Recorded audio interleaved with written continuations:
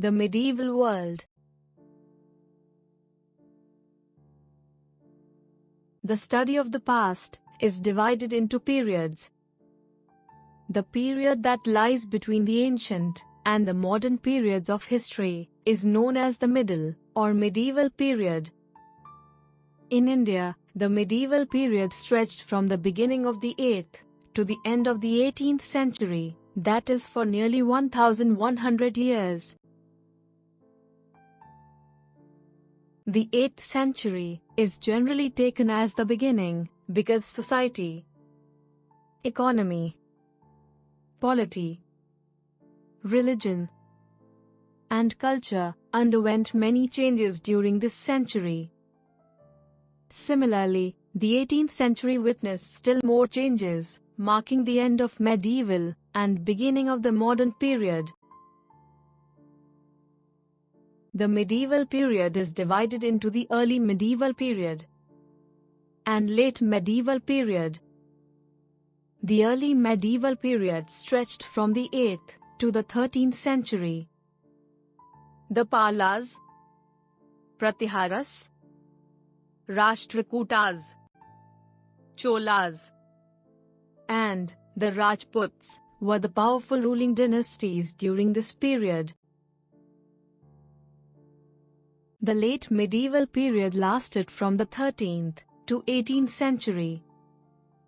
It covered the rule of the Turks, the Afghans, and the Mughals. Our country is commonly referred to as Bharat, India, or Hindustan. It is, however, interesting to note that India was known by different names at different points in history. Bharatavarsha and Jambudvipa are two of the earliest names by which our country was known in ancient times.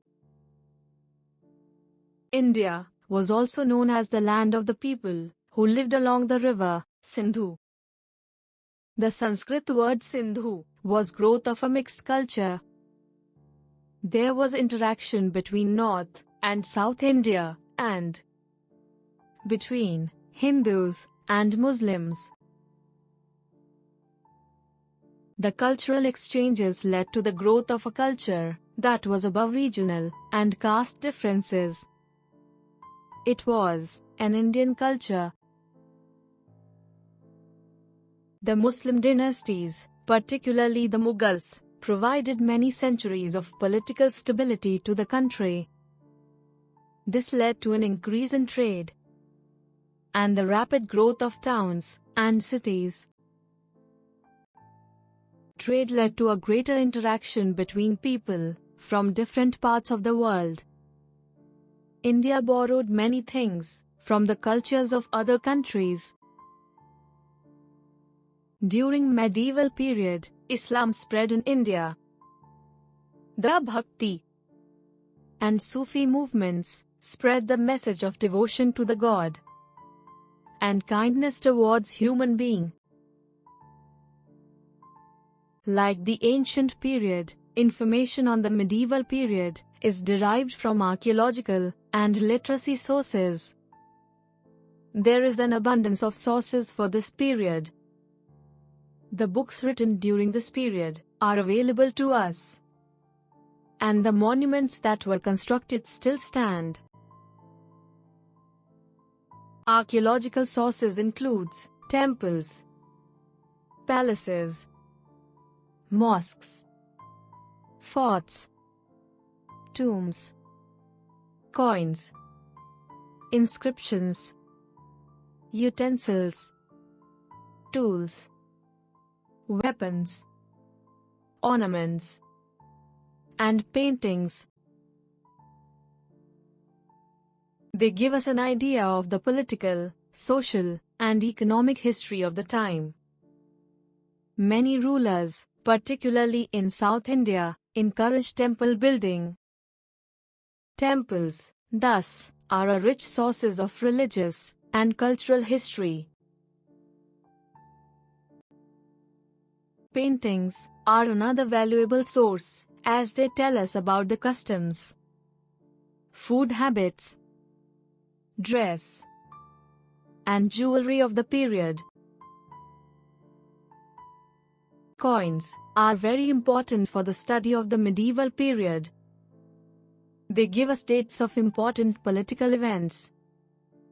A book on coins, titled Drya Pratiksha, was written during the reign of Alauddin Khalji.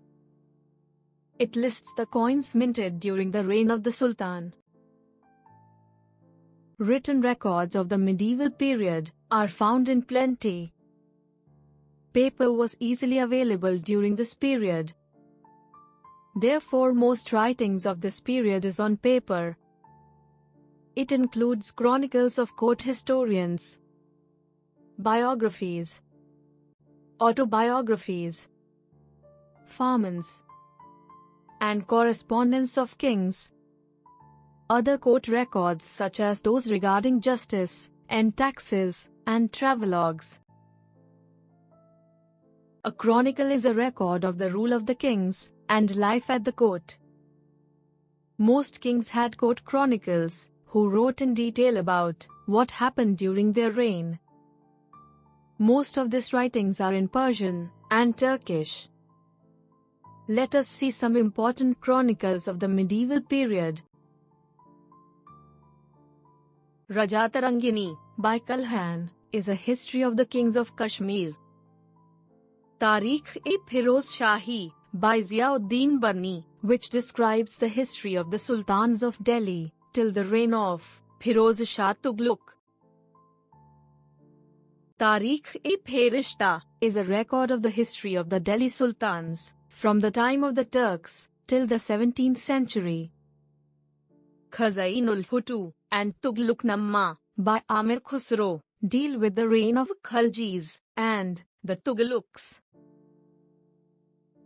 Among the autobiographies, the most important are Futuhat-e-Firoz Shahi by Firoz Shah Tughlaq, Babarnama by Babar, and Tuzuki-Jahangiri by Emperor Jahangir. Some biographies of the medieval period are Prithviraj Raso by Chand Bardai describes the life and adventure of the Chauhan ruler Prithviraj Chauhan. Humayun Amma by Gulbadan Begum gives a lot of information about the reign of the Mughal emperor Humayun. Akbarnama by Abul Fazl describes the events of Emperor Akbar's reign. Many foreign travelers visited India during the medieval period. Their travelogues gives us lot of information about the places they visited and the people they met. Some of the well-known visitors who wrote travelogues are Al-Biruni, who came from Central Asia, Ibn Battuta, who wrote the Rihla, Travels, which gives a lot of information about the geography of India, Abdur Razzaq, who was sent by the ruler of Persia to the kingdom of Vijayanagar. Travelers also came from Europe. Marco Polo, Niccolo Conti, and Niccolo Manucci came from Italy. Duarte Barbosa and Domingo Pace from Portugal. Ralph Fitch, William Hawkins, and Sir Thomas Roe from England, and Bernier and Tavernier from France. Their writings and letters are a valuable source of history.